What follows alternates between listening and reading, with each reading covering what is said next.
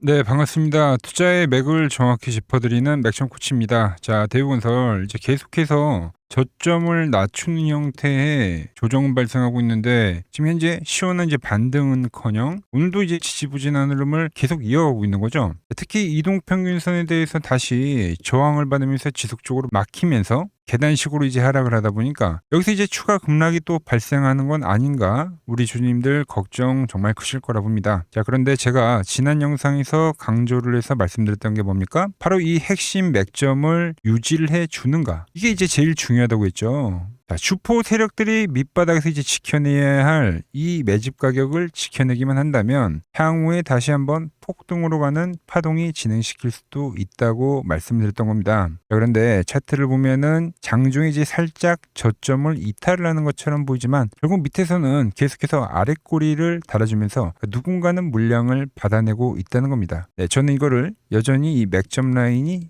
유지가 되고 있는 상황이라고 판단하는 거죠.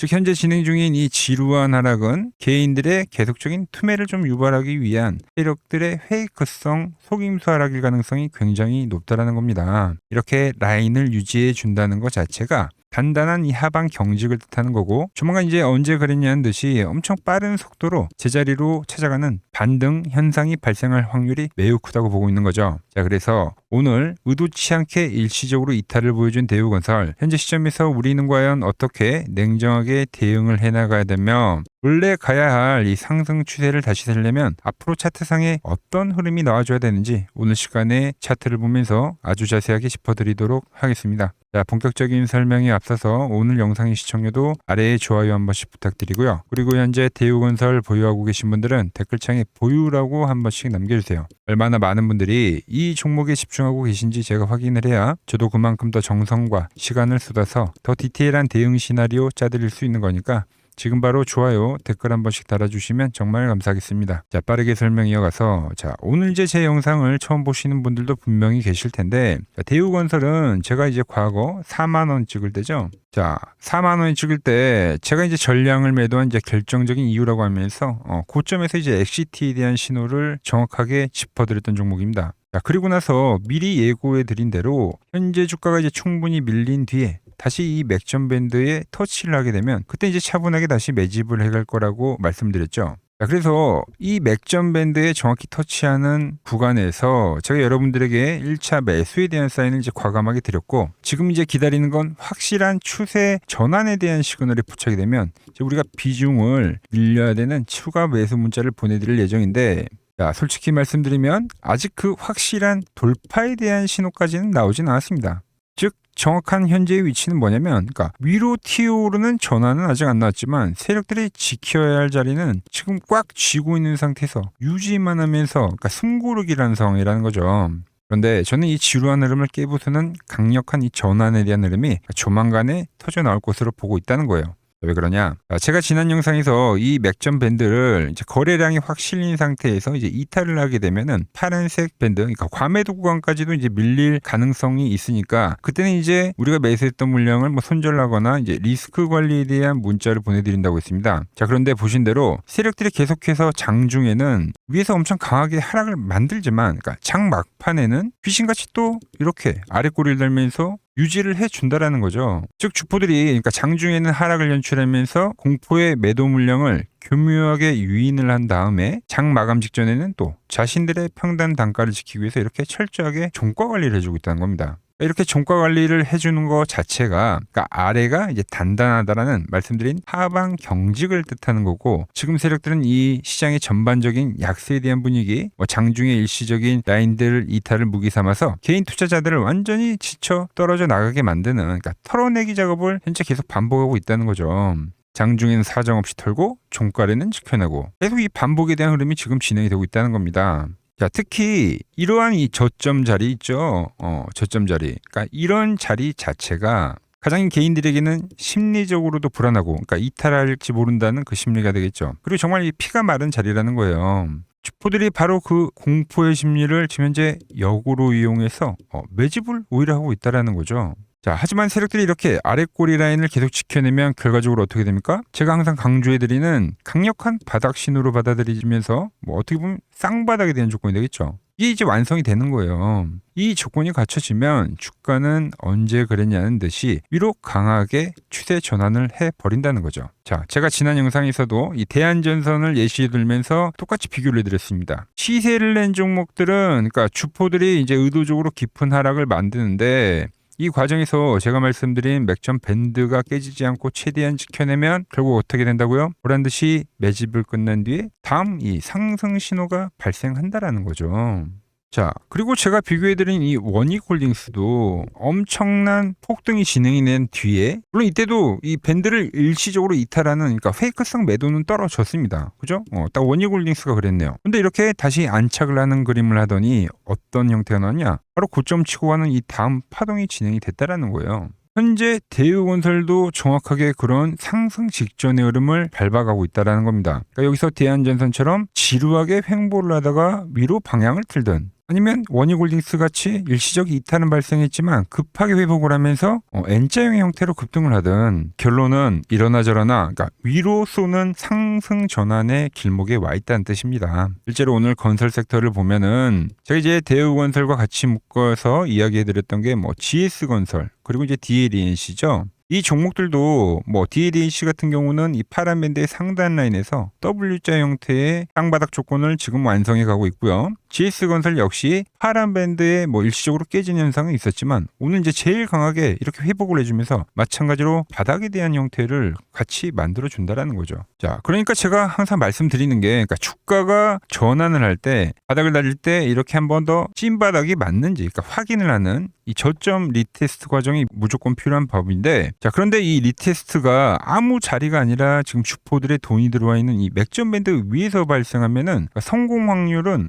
더 확률적으로 올라가는 거예요. 거기 지금 이 같은 섹터들이 동일한 움직임을 보여주고 있다? 이러면 더 확률은 비약적으로 올라간다는 거죠. 자, 그리고 제가 말한 이 방향 전환이 발생하면 단연 이 대장격인 대우건설이 지금 비록 장중에 살짝 이탈이 나오면서 흔들긴 하더라도 결국 밴드 내에서 제가 말한 쌍바닥의 흐름이 완벽하게 마무리가 되면 본격적으로 상승 전환을 할 때는 가장 빠르고 강하게 대장격으로 치고 올라간다는 겁니다.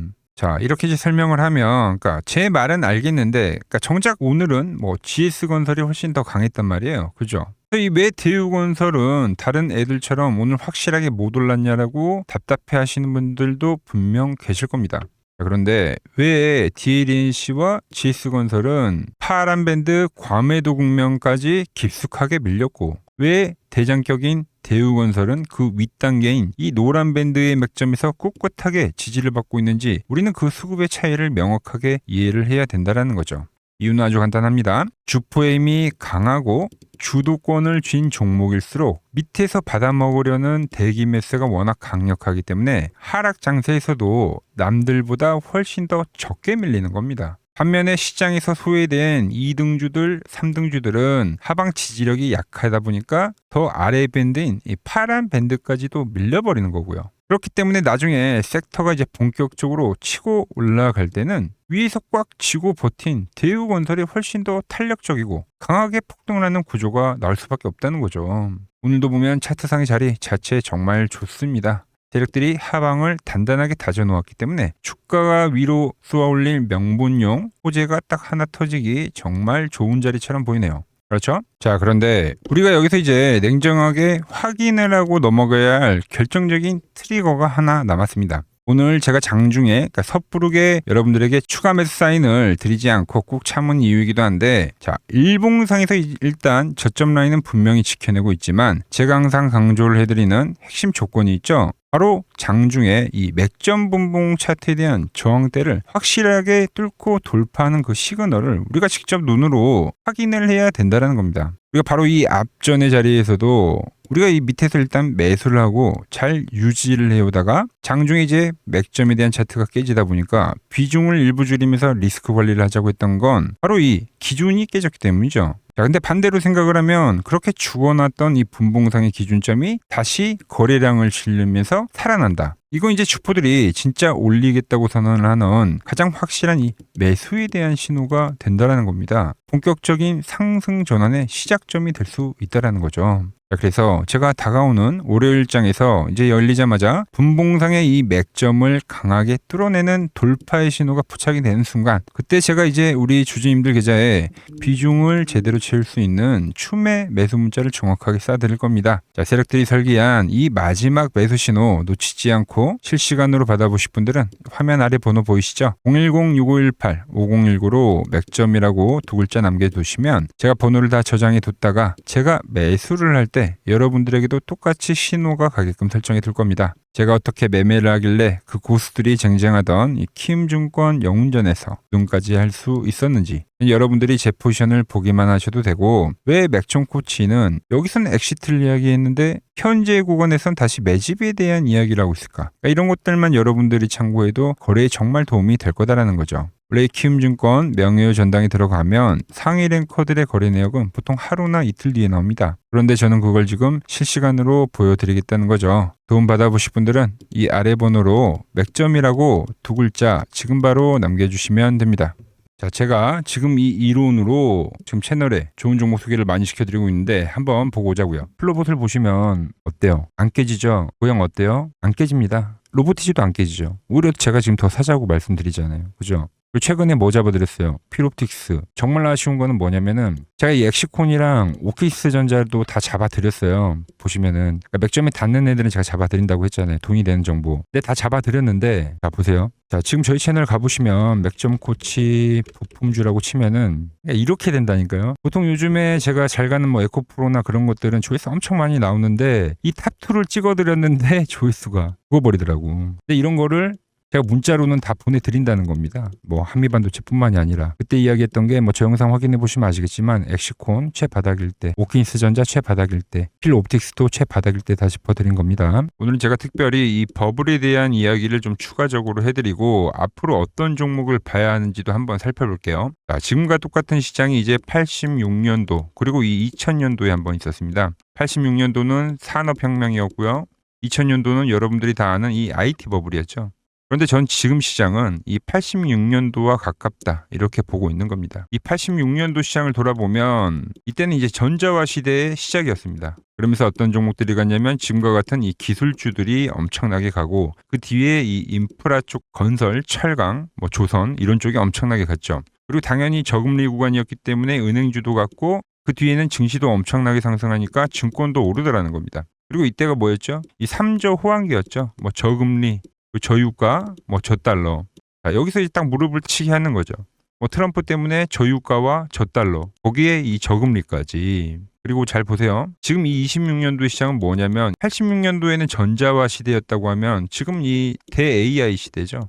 주제는 바뀌었지만 그 흐름은 같다는 겁니다. 그러면서 지금 이 기술주들 가고 있고, 그래서 제가 올해는 뭐 인프라 쪽을 계속 이야기를 하는 거고, 은행 같은 경우는 지금 계속 점진적으로 계속 상승을 하고 있잖아요. 조용히. 그런데 이 86년도 시장이 상승세가 이 5년을 갔습니다. 5년을. 그런데 우리나라 지수 지금 어때요? 이제 고작 1년 좀 넘게 상승을 해주고 있는 거죠. 물론 이 안에 이 조정에 대한 시간도 분명히 있었습니다. 뭐 몇 개월씩 나오긴 했죠. 뭐 지루한 엄청난 횡보를 하던가. 하지만 엄청나게 장기간 동안 대세 상승을 보여주더라는 거죠. 자, 그리고 지금 우리나라에서 진행하는 게 이 밸류업 프로그램이죠. 최근 이제 일본이 이 밸류업 프로그램을 하고 나서 지수가 이 5배가 뻥튀기가 됐습니다. 우리나라는 이제 뭐 2000포인트에서 이제 4000포인트 좀 넘어가는 거기 때문에 뭐 2배 정도 상승을 한 거죠. 그런데 지금 이 정부가 이 밸류업 프로그램을 하면서 목표하는 게 뭐냐? 바로 이 6월 달에 있는 이 MSCI 이 선진국 지수 편입을 하기 위해서죠. 그래서 최근 나온 뉴스가 24시간 거래가 된다. 뭐 외환시장도 개방을 하고, 그리고 상법 개정안 같은 경우도 지금 1단계, 2단계, 뭐 3단계, 단계별로 계속 진행을 하고 있고, 이 모든 게 왜? 바로 이 선진국 지수에 편입을 하기 위해서입니다. 이게 이제 6월 달에 발표가 있으니까 거기에 맞게 정부가 움직임을 보이고 있다는 겁니다. 자, 그럼 편입이 되면 무슨 효과가 되냐? 이제 모든 이 업종들이 재평가를 받게 되는 거예요. 자, 그러면서 이 패시브 자금이라는 게 들어옵니다. 수십 조의 자금이 들어오게 되는 거죠. 그리고 이 선진국에 편입이 되면 이 장기 투자 성향이 강한 이 글로벌 연기금까지도 들어와서 이 지수의 하방 경직이 또 생기는 거죠. 거기에 이제 코리아 디스카운트도 해소가 되는 거고요. 자, 그럼 이 자금들이 들어와서 어디로 가냐? 우선적으로 이 시총 상위 종목들을 사갑니다. 삼전이나 하이닉스가 대표적이고요. 물론 이 현대차, 바이오 쪽에서는 삼성 바이오로직스가 있겠죠. 그런데 이 종목들을 보면 이미 너무 많이 올라서 올라타기가 쉽지 않죠. 자, 하지만 걱정할 필요가 없습니다. 자, 그 다음 가는 업종을 저는 명확히 알고 있거든요. 이 다음으로 가는 종목은 바로 이 지주사입니다. 지주사. 배당을 늘리거나 이 자타주 소각을 하는 기업들인 거죠. 자, 그러니까 어제 오늘 뭐가 가요? 바로 이 지주사가 가는 겁니다. 지주사가. 보시면 하나 같은 경우도 이 파란 밴드에서 지지를 받고 엄청나게 지금 폭등세를 보여주고 있고, 효성 같은 지주사들도 다 이 파란 밴드에서 이 쌍바닥까지 만들면서 지금 급등을 보여주고 있죠. SK도 마찬가지죠. SK는 고점 돌파를 하는 건데 더 상승을 해줘야 되는 차트죠. 자, 이 지주사가 가고 그 다음 뭐가 가냐? 제가 보는 이 업종이 갈 건데, 자, 지금 차트를 보시면 이 종목도 마찬가지죠. 지금 강한 상승 뒤에 계속 기간 조정을 충분히 받은 겁니다. 그러면서 이 파란 밴드에서 정확하게 지금 지지를 받더라. 이런 차트들로 다음 상승 파동으로 가는 종목들 정말 많이 봤죠. 하나오션뿐만이 아니라 LS 일렉트릭도 그렇고 다 이 패턴으로 해서 고점 돌파를 한 종목입니다. 그리고 지난번에 이 히든 종목은 뭐였냐? 이 전력주였습니다. 지금도 이 20% 수익은 진행이 되고 있는 거죠. 그런데 이번에 히든 종목 절대 놓치면 안 되겠죠? 자, 히든 종목 받는 방법도 아주 간단합니다. 아래에 번호 보이시죠? 010-6518-5019 여기로 숫자 2라고 문자 보내주시면 지금 맥점 밴드에 정확히 지지하고 있는 이 히든 종목 제가 공유해드리도록 하겠습니다. 자, 돈 드는 거 아니죠? 꼭 받으셔서 이번 수익 꼭 가져가시기 바랍니다. 최근 부쩍이나 이 맥점 차트가 뭐냐고 물어보시는 분들이 많습니다. 자, 원리는 심플합니다. 자, 세력들은 은밀하게 이렇게 물량을 모아가는 매집 구간이 반드시 있습니다. 제 차트는 그 눈에 보이지 않는 매집 구간을 누구나 눈에 볼 수 있게 이렇게 직관적으로 색깔로 표시를 해놓은 거죠. 자, 그런데 아무리 차트가 좋아도 이 실전에서 통하지 않는다면 아무 소용이 없겠죠. 그래서 제가 이 맥점 차트를 들고 이 실전 투자 대회를 나갔습니다. 자, 국내에서는 가장 큰 대회죠. 그것도 상위권 수익을 꾸준히 낸 사람만 참여 가능한 이 키움증권 영웅전에 나갔습니다. 자, 1년에 한 번 열리고요. 제가 만든 차트로 전체 9등을 했습니다. 자, 맥점코치라고 이렇게 이름이 적혀 있고, 그리고 직인도 찍혀 있고, 자, 2023 키움 영웅 결정전 전체 9등. 자, 손뭉치. 예, 손뭉치는 제가 키우는 강아지 이름입니다. 소미뭉치. 참 귀엽죠? 자, 혹시나 이래도 의심을 하시는 분들 계실까봐 그래서 제가 지금 바로 이 키움증권 사이트에 들어가서 명예의 전당에 들어가 보겠습니다. 자, 보시면 2023년도 1천대회.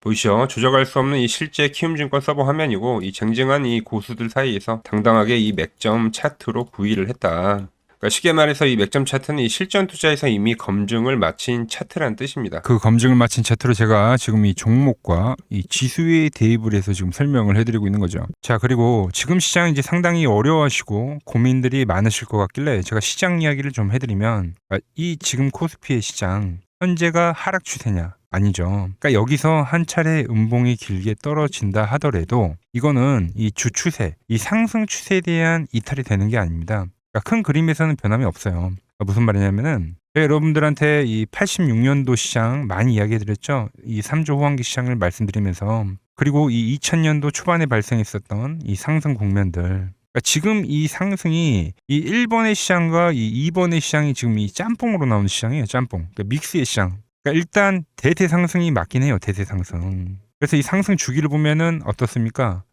5년, 지금 연봉입니다. 대세 상승이 나오면 이 5년간 상승세가 발생하죠. 그러니까 정말 안 나온다 하더라도 3년 발생해요. 3년. 이때 정도. 자, 그런데 이제 지금 시장 1년 반 오른 겁니다. 그리고 이 1번의 상승 때와 2번의 상승 때와는 비교가 안 될 정도로 제일 강한 상승이에요, 지금. 자, 그리고 이렇게 이제 봤을 때 이 파동에 대한 시작점을 여기로 2025년도로 잡을 수가 있겠죠. 자, 그러면 보통 이러한 강세 파동은, 제일 강했던 파동은 이 상승 파동에 대한 이 30%에 대한 눌림목을 받아요. 30%. 그 지금 4,994포인트, 즉 이 5,000포인트가 지지점이 된다는 거죠. 그러니까 일봉상으로도, 그러니까 여기서 이제 정말 많이 깨진다 하더라도 어디냐면은 여기입니다. 여기. 정말 많이 깨진다 하더라도 이때 지켜줬던 이 가격대들. 그러니까 이 5,000포인트를 유지를 하면서 전환을 할 수도 있지만, 그러니까 살짝 깨고 뭐 신용이나 미수 물량들을 털기 위해서 뭐 살짝 깨고 반등이 나온다 하더라도 정말 이 자리는 상당히 의미가 있는 자리다. 수급으로 지켰던 가격대니까. 그러니까 지금 이 라인대를 매도로 보는 게 아니라 이 자리는 철저하게 우리가 이 분할 매수로 생각을 해야 되지, 그러니까 매도에 대한 자리로 보면 안 된다는 겁니다. 그러니까 지금 자리에서는 어디서 매수를 해갈지만 판단하면 된다는 거죠.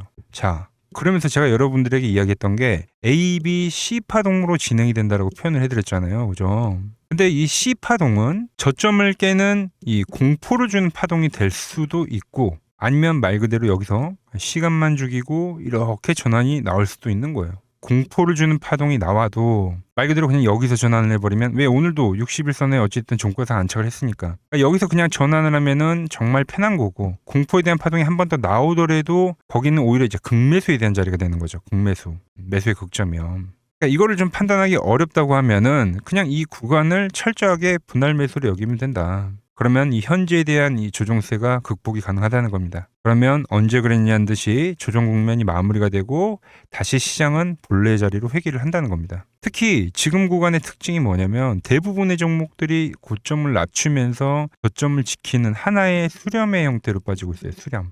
왜죠? 전쟁이라는 악재로, 그러니까 의도적으로 주가를 눌리는 거죠. 그러니까 의도적 눌림. 이게 이제 해소가 되는 국면에서에 대한 돌파, 시세 폭발, 그러니까 상승. 저는 그래서 이 패턴을 봤을 때 이번 전쟁이 그렇게 길게 가지는 않는다는 거죠. 오히려 이때와 같은 공포가 만들어진다면 매수에 대한 마인드를 유지를 해야 된다. 제가 지금 이 시장을 한 사이클로 봤을 때는 지금 우리가 이렇게 3차 상승, 그러니까 3고점이 발생이 되면 한 사이클이 끝난다고 표현을 하잖아요. 지금 한 요 국면 정도 왔다는 거죠. 지금은 많이 오른 자리에서에 대한 조정이기 때문에, 그러니까 변동성은 크지만 한 이 정도 국면에 와 있다. 이 다음 파동이 존재한다라는 이야기를 해드린 겁니다. 다음 파동이 더 나와줘야 돼요, 지금은. 그럴 때 이제 다시 뭐 반도체, 뭐 로봇, 뭐 2차 전지, 특히 최근에 강했던 이런 에너지나 바이오도 빼놓을 수가 없겠죠. 이런 기존 주도 섹터들, 그러니까 시총 상위 섹터들이 다시 이 순환매를 만들면서 시장을 이끌 거라고 지금 보고 있는 겁니다. 지금 시장이 이제 갈피를 잡기 힘들고 이 대응이 어렵다 하시는 분들 많으실 겁니다. 저 맥정코치와 함께 하신다면은 지금 이러한 이 큰 그림 안에서 이미 짜인 이 시나리오대로 움직일 수가 있다는 겁니다. 지금 같은 시기에 혼자 너무 고민하지 마시고 저와 함께 이 시장을 좀 잘 극복해 나가시길 바랍니다. 저와 끝까지 함께 가보실 분들은 이 아래 번호로 이렇게 맥점이라고 문자 한 통 남겨주시면 됩니다.